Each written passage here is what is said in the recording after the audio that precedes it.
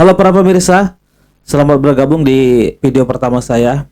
Dan di video kali ini saya mau ceritain pengalaman horor saya ya, atau bisa dibilang ini pengalaman apa ya, supranatural kali ya. Karena benar-benar tidak bisa dijelasin pakai logika, guys.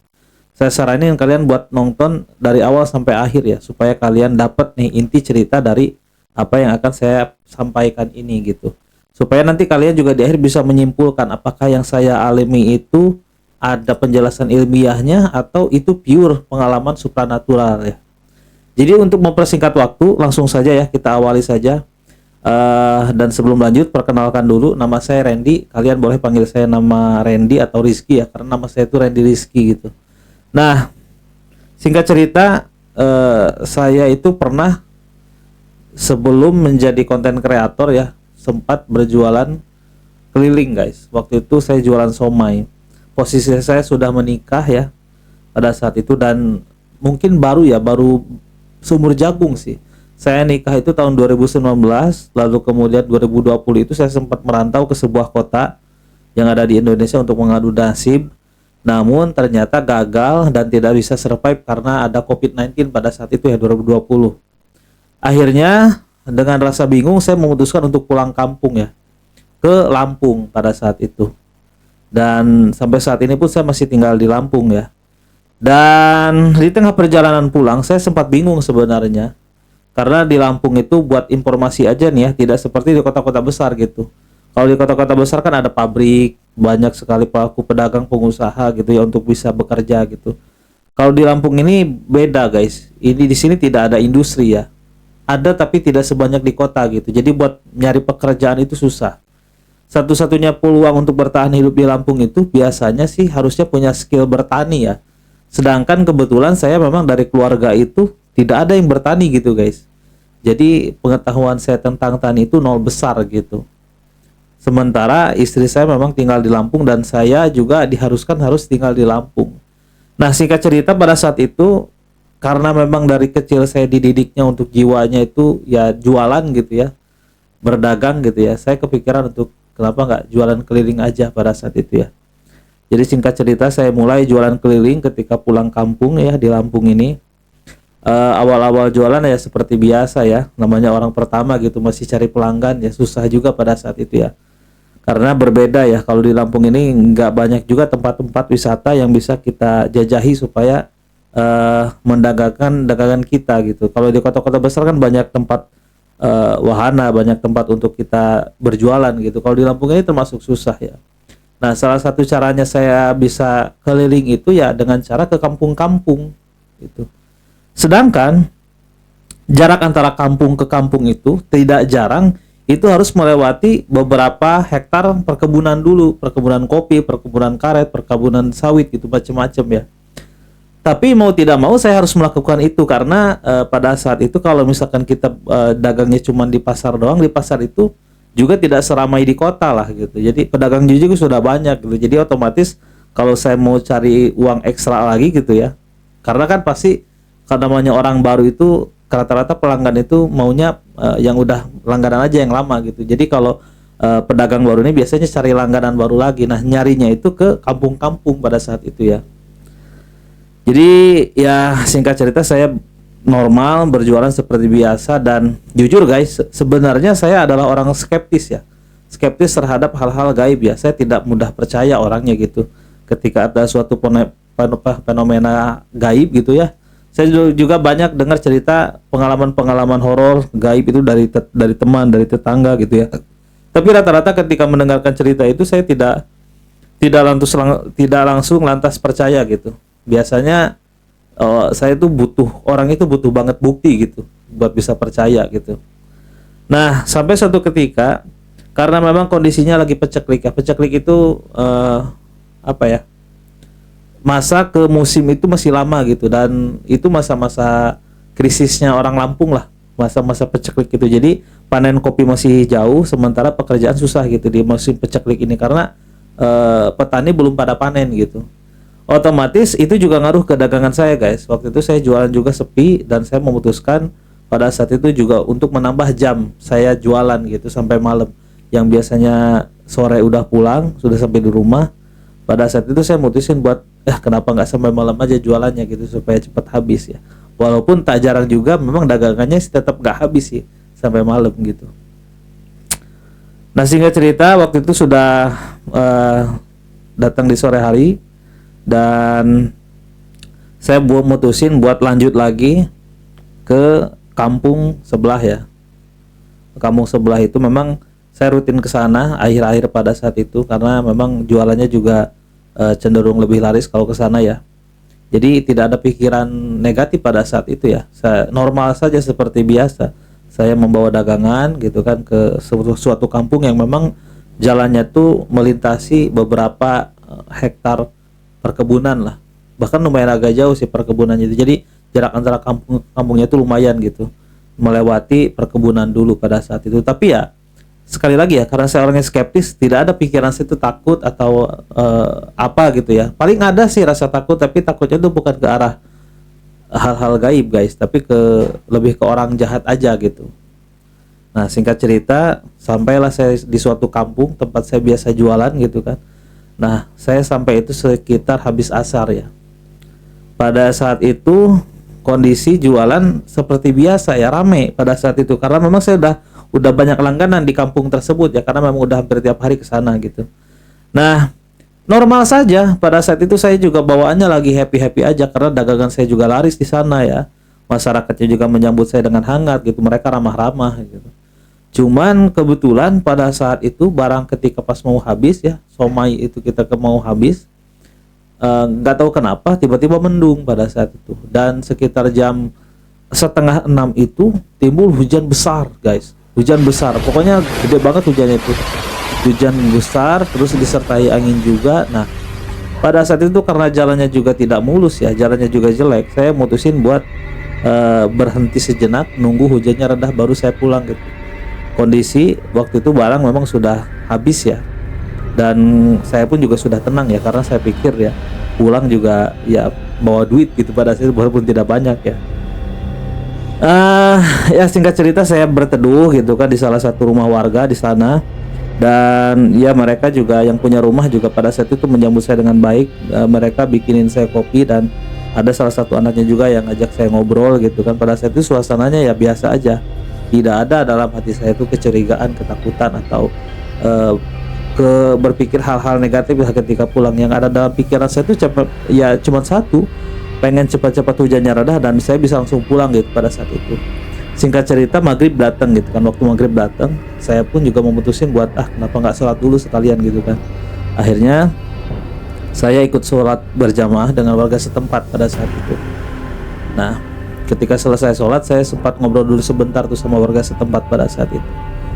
Nah kebetulan pada saat itu saya berpikir ya, kalau saya nunggu hujannya betul-betul reda pada saat itu kayaknya mungkin bakal reda total, tapi mungkin waktunya lama karena setelah sholat maghrib itu ternyata hujannya mengecil tapi tidak berhenti guys. Jadi kalau bahasa Sundanya tuh hujannya tuh ngerincik gitu, saya nggak tahu bahasa Indonesianya apa ya, tapi mungkin gerimis lah, masih gerimis gitu. Dan karena saya nggak tahan ya, udah capek seharian jualan pada saat itu, saya mutusin nekat aja lah, ya udahlah lebih baik pulang aja sekalian gitu kan, basah-basahan gitu toh. Kalaupun nunggu reda juga nggak tahu kapan gitu kan. Ya singkat cerita saya habisin kopi yang disediain oleh warga setempat pada saat itu dan saya pamit untuk pulang pada saat itu ya. Tidak ada hal yang janggal, tidak ada yang aneh pada saat itu ya. Motor juga kondisinya tuh normal saja, tidak ada yang tidak ada tanda-tanda sebelumnya mau mati gitu.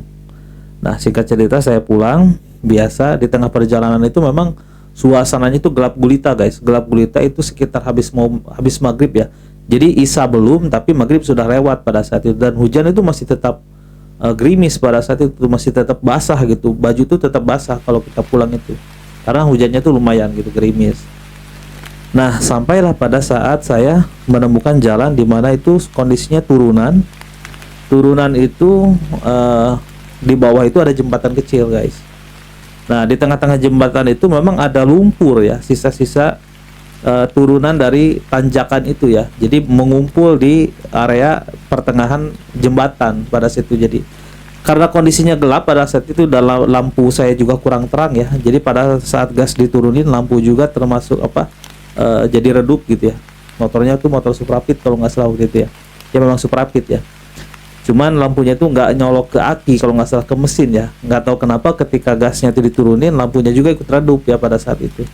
Nah karena kondisinya memang yang seperti itu, saya itu nggak sengaja terperangkap di tengah-tengah lumpur yang ada di tengah-tengah jembatan guys. Pas saya terperangkap itu, ya saya juga kaget sih. Oh ternyata saya masuk lumpur. Waktu itu ban motor itu memang hampir tenggelam ya, tapi nggak semua sih, mungkin seperempatnya ya. Tapi memang lumpur itu sempat mengendap di sela-sela spakbor, antara ban dan spakbor pada saat itu. Karena waktu itu susah lagi untuk saya meneruskan perjalanan, akhirnya saya turun dulu sebentar untuk mengeluarkan motor saya dari lumpur yang ada di sana pada saat itu, karena terjebak, kondisinya terjebak pada saat itu. Nah ketika saya turun, terus saya dorong motornya ke pinggir untuk tidak lagi terjebak di dalam lumpur. Pada saat itu ya suasana masih normal sih, saya tidak berpikir hal-hal negatif, cuman ketakutan ada pada saat itu, karena ketika saya terjebak itu suasananya memang sudah di dalam, persis di tengah-tengah hutan gitu, di tengah-tengah, bukan hutan, banyak kebun lah, dan lumayan jauh dari pemukiman gitu. Di situ tuh bener-bener saya sendirian guys, sendirian, nggak ada orang lewat, nggak ada siapa-siapa. Pure saya di tengah jembatan itu sendirian, di tengah kondisi yang gelap gulita disertai dengan hujan yang gerimis pada saat itu. Nah, tibalah di kejadian yang sampai saat ini saya nggak pernah bisa menyimpulkan hal apa yang saya alami itu sebagai bentuk apa gitu. Entah itu supranatural, entah itu bisa dijelaskan ilmiah, secara ilmiah guys, tapi ceritanya klasik memang. Nah, ketika sudah keluar dari perangkap lumpur, saya berniat untuk melanjutkan perjalanan saya ya ke rumah gitu. Yang aneh ya guys, pada saat itu ketika saya mulai menghidupkan mesin hidup seperti normal, seperti biasa. Ketika saya menginjak gigi ya, gigi 1 pada saat itu, motor itu seolah-olah diam guys. Mesin itu nyala gitu kan, gigi sudah masuk, tapi si motornya itu nggak mau maju gitu guys. Kayak ada yang nahan gitu dari belakang.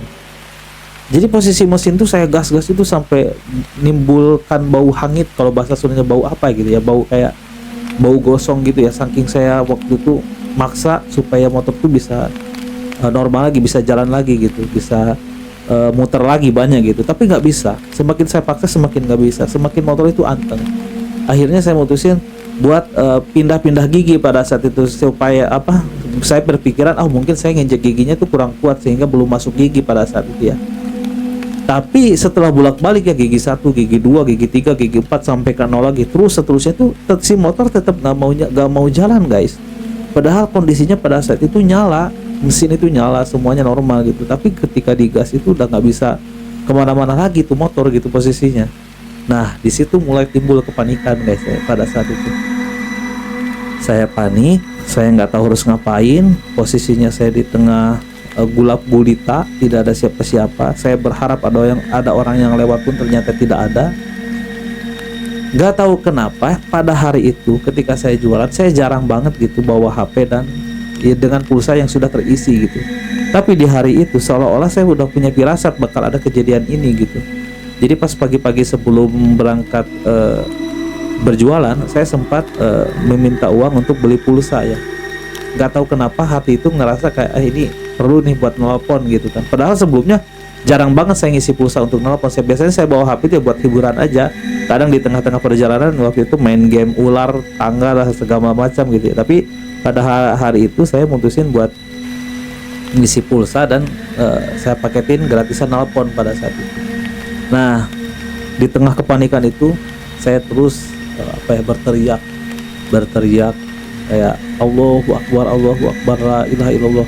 Tapi kondisinya kalau saya ingat sekarang ya, kalau kalian melihat kejadiannya pada saat itu ada lucunya, ada seremnya gitu guys. Lucunya tuh saya memang kayak orang gila pada saat itu di tengah hutan tuh teriak-teriak kayak Allahu Akbar, la ilaha illallah. Tapi kalau kalian nyaksiin saya kejadian pada saat itu, kalian pasti ketawa deh kayaknya. Nyaksiin saya kayak orang, bener-bener kayak orang gila, sibuk nggak karuan gitu kan, nggak tahu harus ngapain, bingung, takut, bercampur abis pada saat itu. Dan yang lebih bikin suasana horornya pada saat itu, ketika lampu itu nyorot ke arah depan gitu kan, ke tanjakan, itu dari pinggir kebun itu terlihat ada yang bolak-balik warna putih guys, bolak-balik warna putih.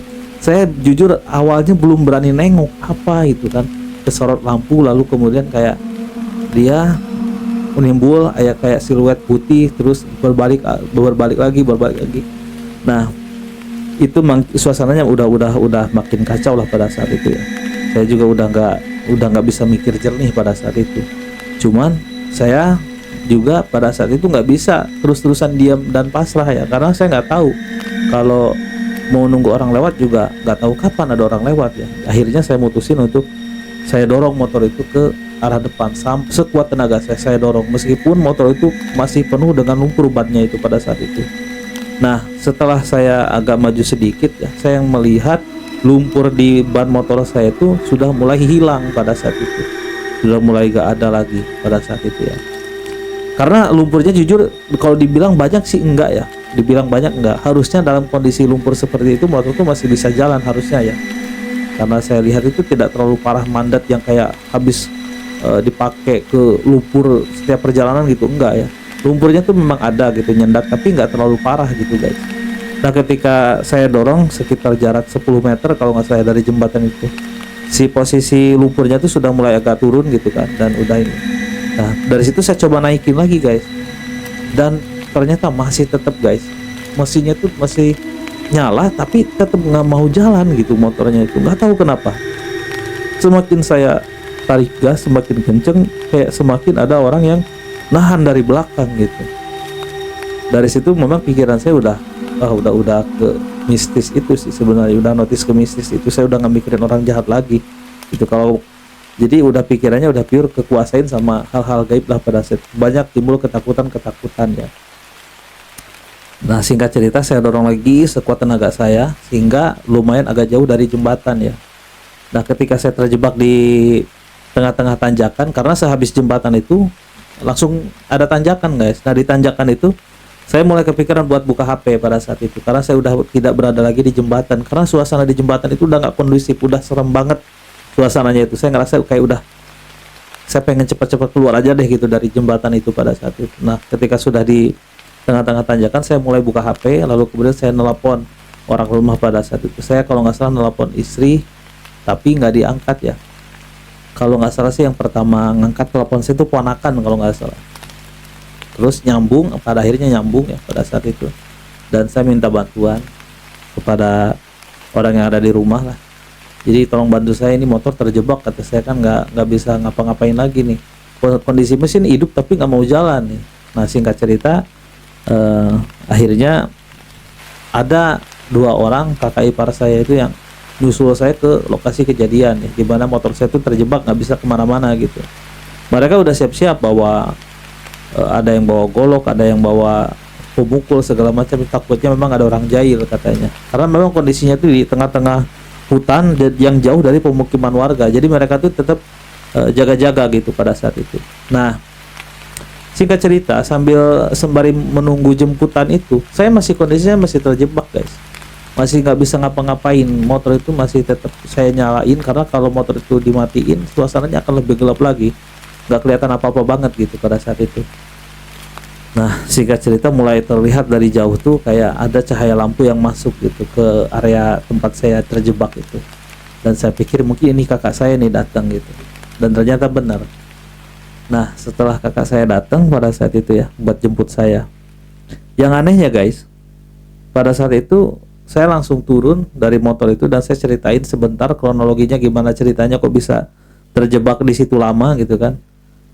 Dan anehnya guys, ketika kakak saya yang bawa motornya pada saat itu dia masukin gigi, ternyata gigi yang saya pakai itu pada saat ditanjakan itu ada di gigi 4. Secara logika dengan bawa gerobak memang tidak mungkin bisa nanjak ya, tapi itu tidak bisa juga dijadikan acuan, karena dari bawah tadi itu saya udah bolak-balik ngoper gigi gitu guys, dari 1 ke 2 ke 3 ke 4 saya nggak mungkin lupa, itu tetap saya puter-puter gigi itu.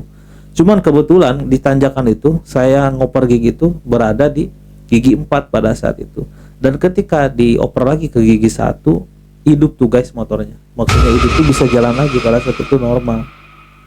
Saya jujur ya, pada saat itu juga agak malu ya. Malunya tuh takut mereka nggak percaya apa yang saya alami itu ya. Mungkin mereka menganggap bahwa ini mah kebetulan motornya mungkin masuk di gigi 4 mungkin ya. Padahal di bawah itu saya mati-matian berjuang segimana caranya supaya motor itu tetap normal gitu, bisa jalan, bisa nanjak. Dan gigi itu udah saya puter-puter dari gigi 1, gigi 2, gigi 3, udah semua saya coba dan tetap tidak mau jalan. Nah, itulah ya guys, satu kisah yang saya alami ya. Sebenarnya ada beberapa tragedi juga ya. Tidak hanya itu saja.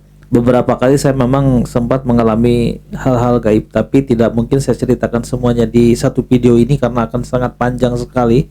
Jadi buat kalian yang pengen dengar lagi cerita saya terkait pengalaman pribadi saya tentang hal-hal gaib, silahkan tekan tombol subscribe dan aktifkan notifikasi loncengnya supaya kalian mendapatkan updatean terbaru atau part keduanya cerita dari saya ya, terkait pengalaman apa yang saya alami yang menyangkut hal-hal mistis ya.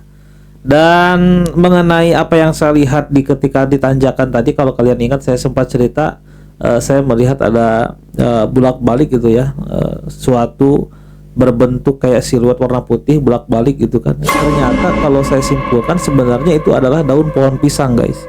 Jadi itu memang tidak ada kaitannya dengan jin atau apa gitu ya. Itu memang pure pada saat itu ada daun pisang yang kena angin ya. Angin kan lumayan kencang ya, sehingga memang bergoyang daun itu. Dan karena kena cahaya, jadi pantulan cahaya itu mengenai daun itu kayak terlihat seolah-olah itu adalah baju putih gitu ya, kayak sosok yang bolak-balik gitu. Padahal itu memang pure daun yang bolak-balik saja. Kalau itu menurut logika saya pada saat sudah di rumah ya, tentang apa yang saya lihat itu, yang bisa saya logikakan sih seperti itu ya, secara logika. Tapi kalau masalah mesin yang mati di jembatan tadi guys, sampai sekarang jujur saya nggak bisa nyimpulin itu fenomena apa yang saya alami itu. Kalaupun misalkan ada mekanismenya tentang mesin yang selip atau apa ya, ya mungkin pada saat itu kejadiannya seperti itu ya. Tapi benar-benar yang nggak bisa dijelasannya itu kenapa kok ketika datang jemputan itu motor tiba-tiba hidup lagi, bisa jalan lagi gitu kan. Dan saya terjebak pada saat itu lumayan lama. Dan ketika saya terjebak itu saya nggak diem aja guys, saya terus berusaha mengupayakan supaya motor saya itu bisa jalan lagi, tapi tetap nggak bisa. Motor itu udah saya oper gigi 1, gigi 2 sampai ke 0 lagi, sampai masuk gigi 1 lagi, sampai saya dorong pun juga ya, tetap nggak mau jalan. Satu-satunya cara supaya bisa motor itu pergi dari ke jembatan ya, saya seret, saya dorong dengan paksa sekuat tenaga saya gitu, perlahan-lahan guys. Karena mesin itu udah ngebul gitu, bahasanya itu ya udah ngebul, mesin itu udah hangit banget, udah panas gitu, saking di jembatan itu saya gas-gas terus gitu supaya dia mau jalan gitu, tapi tetap gak bisa jalan guys. Nah, bagi kalian yang punya pendapat tentang cerita saya tadi, silahkan tulis pendapat kalian di kolom komentar ya. Atau mungkin barangkali kalian punya cerita pengalaman horor kalian yang ingin kalian bagi kepada teman-teman di audiens channel ini, silahkan hubungi saya saja ya. Email saya di email channel ini, nanti saya balas. Nanti kemudian kalian bisa cerita sama saya pengalaman pribadi kalian yang menyangkut hal-hal mistis. Nantinya setelah kalian cerita, nanti akan saya ceritakan ulang di channel ini biar kalian mendapatkan pendapat juga dari sebagian audiens di channel ini ya, tentang cerita kalian. Nanti pengalaman kalian akan saya ceritakan di channel ini ya. Jadi kalau bagi kalian yang berminat, silahkan bisa hubungi alamat email saya ya di channel ini. Oke, mungkin hanya itu saja. Selamat bergabung kembali di part 2 yang akan nanti saya ceritakan lagi pengalaman kedua saya, hal-hal mistis ya. Jadi sekali lagi buat kalian yang ingin mendengarkan part 2-nya tentang cerita saya, silahkan tekan tombol subscribe dan aktifkan notifikasi loncengnya ya. Oke, see you on the next video guys.